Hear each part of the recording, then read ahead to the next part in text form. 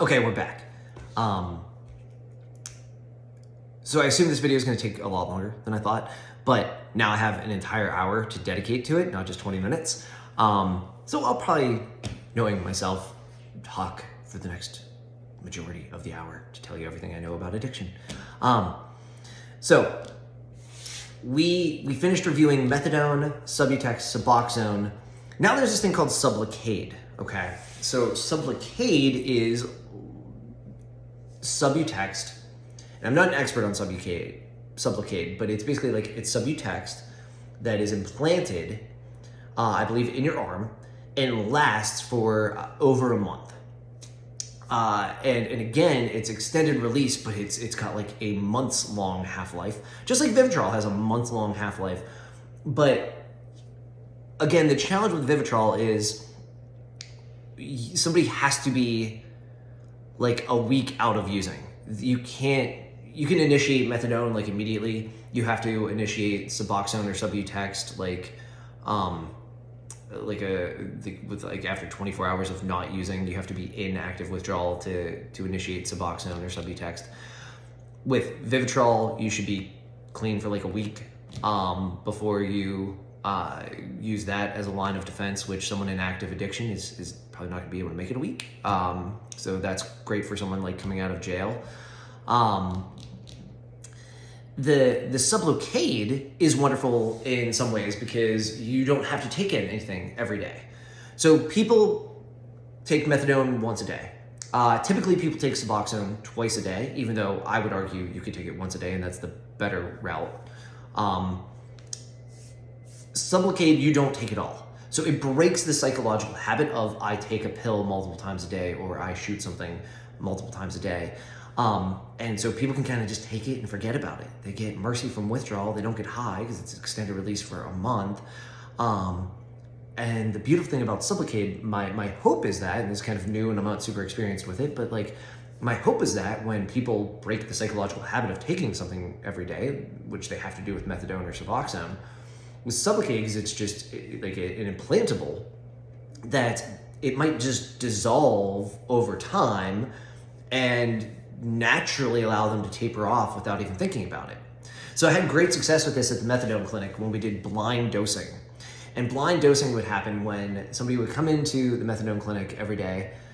Methadone makes you come in every day for the first 90 days between like 5 and 11 in the morning to dose, which makes it exceedingly hard to work. And then if after 90 days you're clean and dosing every day and attending counseling twice a month, then they make you come in, maybe 5 days a week and then maybe 3 days a week. But it's something like 2 years of coming in, or like 4 years coming in, 3 times a week until you can move to, twice a week or then once a week. Methadone is super restrictive because again, it's a Schedule 2, not a Schedule 3. Suboxone you have to come to get once a month. My hope with Sublocade would be that it could be like blind dosing. So in the methadone clinic, when we would do blind dosing, we would have people come in and we could, at the medical dispensary station, they could give them their dose, but not quite show them what dose they were taking. So then the medical practitioners could reduce the dose without the client's knowledge, which was wonderful because when clients have knowledge of, oh my gosh, my dose went from 80 down to 75, down to 70 to whatever it is, they start to experience withdrawal because they know they're going down. But if they don't know they're going down, they don't experience withdrawal. But the challenge is, if someone has take-home privileges, they're not coming in to dose every day at the methadone clinic, you legally have to put, the dose on the container that they take home. So, you can kind of like put like a piece of tape over it or something like that to kind of help blind dosing. But blind dosing was hugely successful when I worked at methadone. My hope would be that Sublocade you could kind of replicate some of that because again, you're not dosing every day, so you don't think about it. So if it tapers off, you might just kind of, more easily attain abstinence and sobriety because it's not something you have to consciously dose or even know what dose you're at as you're tapering. That's my hope with Sublocade. Vivitrol works great to block opiates. Believe it or not, Vivitrol, the shot that you get intramuscularly that lasts a month, also known as naltrexone, works really well for reducing alcohol cravings as well. So people who are struggling with alcohol abuse have options. They can take Vivitrol, and that has scientific efficacy to show that it can reduce alcohol use and cravings. They can take Antabuse. Antabuse, or acamprosate, is something that someone takes in the morning, and if they drink, they will get ill from drinking. So it's kind of like positive self-sabotage. You know, if you take Antabuse in the morning and then you really can't drink the rest of the day because you're going to get sick drinking. That is another medication-assisted treatment option for alcohol abuse. Last thing, and I'm not going to speak to this with great efficacy because it's not there yet, but there is some promising research that GLP-1s, your Ozempics, your Rybelsus, your weight loss medications that people are taking right now that are basically like a medicated form of bariatric surgery,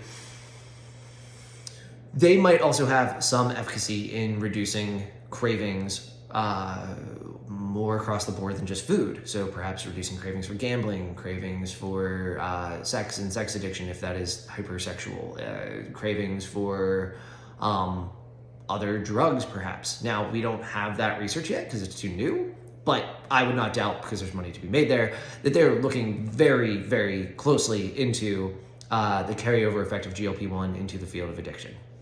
So, a brief course in neurochemicals and psychopharmacology. Oh man, a brief course. Okay. All right, basically, brief course. People, teach this in college, or they don't, and that's even worse. I had to fight to get into my psychopharmacology course because my last name started with a W, so I didn't get in. And I'm like, this is last namist. And I started to start an uprising, and the school let me in. I was like the 32nd person in a classroom that only fit 31, but they didn't want me to take them down. Anywho, I got in. The main neurochemicals you need to know are dopamine, serotonin, endorphins, anandamide, and norepinephrine. Okay, so dopamine is the pleasure center. Your stimulants, almost all alcohol and drugs work on dopamine. Gambling releases dopamine. So things like gambling and sex addiction are what's known as process addictions. Video game addiction is a process addiction. When we say process addiction, we mean something that someone becomes addicted to that is a behavior, not a substance. So behaviors can release dopamine, like gambling, but then so do almost all drugs. But in particular, like your nicotine, your stimulants, your methamphetamines, they release high amounts of dopamine. Serotonin is mostly closely associated with ecstasy, but also can be released in other ways through antidepressants, right? The challenge with ecstasy is when you take ecstasy, it blocks all of the reuptake of serotonin. So you get kind of this flooding of serotonin, like you just feel super happy, right? The challenge is the law of gravity. What goes up, what if the cup overfloweth, then you're left with an empty cup, right? So what goes up must come down. And ecstasy, because it produces a lot of serotonin, you kind of run out of stock of it for a while, and then you feel like crap afterwards. Hence why ecstasy is still illegal, even though it might have some efficacy in helping break people out of treatment-resistant depression. It's still largely illegal, whereas the reuptake inhibitors and serotonin modulators that are legal are. They work on the same drug but different, or same neurochemical but in different ways. So endorphins, endo meaning within, orphan like morphine. This is what your opiates mimic. So, when you think of an opiate, think Tetris. And, sometimes you'd be looking for that straight corner piece in Tetris to get the max score. Think just a perfect rectangle. An opiate is like an L, where it fits the same receptor, but it mimics your natural endorphins. So a lot of drugs in their chemical structure fit the same receptors or locks as your natural neurochemicals, but have a slightly different chemical composition to kind of trick the brain into thinking it's getting something that is naturally good for it when it's getting something that is, chemically producing the same feel. GABA GABA is produced with alcohol and benzos, your kind of central nervous system depressants. GABA is the brakes on the brain. GABA helps you feel relaxed. It's kind of like your body's natural chill pill. Anandamide, it comes from the Sanskrit word meaning bliss. This is what marijuana works on in the brain. Anandamide is produced naturally, sometimes when like exercising, eating chocolate, or in the late stages of pregnancy, like giving birth. And norepinephrine is your adrenaline. So stimulants work on norepinephrine. So those are your basic. I mean, there's other ones. There's glutamine and acetylcholine that have to do with like memory and stimulation and other things. But your basic like neurochemicals that you'll ever need to know as a therapist are dopamine, serotonin, endorphins, GABA, anandamide if you want to be fancy, and norepinephrine. So, a review of antidepressants, SSRIs, SNRIs, Wellbutrin, and benzos. All right, so, like I said, both ecstasy and antidepressants both work on serotonin, but they work on it in different ways. So an SSRI, which is like your Prozac, your Zoloft, kind of your standard antidepressants, SSRI stands for Selective Serotonin Reuptake Inhibitor. Sounds fancy, not that hard to explain. We have what's known as a synapse, and it's an area over which neurons communicate. It's where the keys go to attach to the locks. They cross the synapse, okay? So an electrical impulse is sent. It's sent through like axons and dendrites and axon terminals, and then boom, hits the synapse and it sends. So let's say something that looks like a circle, we'll call that serotonin, shoots across the synapse. If it catches another circle receptor, you're gonna feel that happiness associated with increased levels of serotonin. If, however, like let's say it goes and it finds like a square lock, a circle isn't gonna fit in a square, so it has a couple options here. It can continue to try to find its right receptor. It can go back and be recycled to try to be kind of shot again later across the synapse, or it dies in the synapse, and when you sleep, glial cells kind of come and clean out the trash so you don't get brain fog. But if you don't sleep, brain fog is literally your trash cleaner-uppers that make our synapses fire quickly don't clean, and that's where you get brain fog from not sleeping. Anywho, that recycling process is called reuptake. Sometimes when people have a serotonin imbalance, serotonin is being produced, but not properly transmitted. So it's a little too quick to be recycled.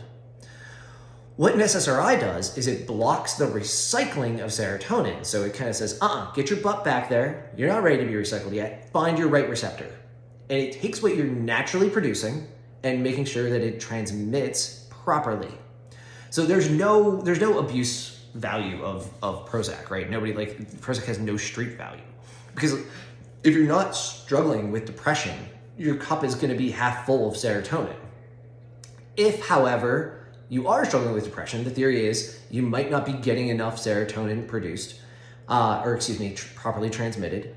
And so your cup is too low. So it'll take what you're naturally producing and make sure it makes the connection. It takes your cup from a quarter full to half full where you feel happiness. What it doesn't do is what ecstasy does, which is kind of like block all of the reuptake and kind of make your cup overfloweth, right? So that's how an SSRI works. SSRIs do sometimes have side effects. It might be like dizziness, dry mouth. There are sexual side effects for both men and women, which, unfortunate, but happen in I think 1 out of 3 cases. Oftentimes the side effects kick in before the therapeutic effect. The therapeutic effect can take about a month. So that's one of the challenges with SSRIs is that because the side effects sometimes kick in before the therapeutic effect, people stop taking them too soon. But that whole process of reuptake and transmission is important to note because modern day psychiatry is generally awful in the sense that, people get diagnosed in 15 minutes and then they follow up and they get 5 minutes. And the diagnoses are quick to be made The medications are quick to be prescribed, and they are very, very much underexplained. I don't think it's that hard to explain them. I really don't. But we can't count on psychiatrists to explain it. They don't have the time, or they don't have the care. So often as therapists, when someone is taking an SSRI, like, I can explain how that works. But you have to know, generally kind of something about it and be able to explain it. So SSRIs stand for selective serotonin reuptake inhibitors. They block just the over-recycling of serotonin. SNRIs, which are like your effexors, they're kind of this second generation of antidepressants here. SNRIs work on serotonin and norepinephrine. So they're better